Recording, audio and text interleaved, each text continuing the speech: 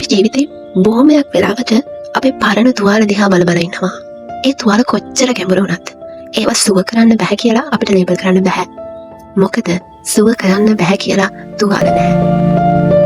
ඇත්තටම තියෙන්නේ සුව වීමට අවශ්‍ය කාලය සහ නිවැරදි ප්‍රතිකාර අවශ්‍ය තුවාල විතරයි.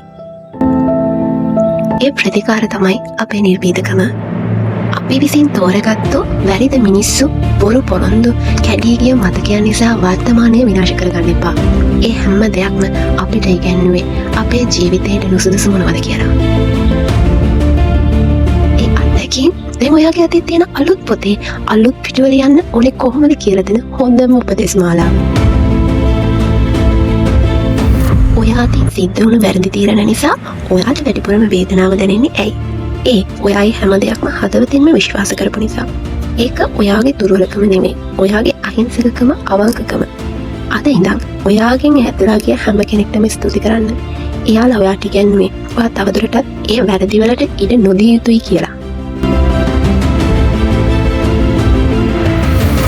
අහිමිවීම ඇත්තටම අහිමිවීමක් නෙමෙයි.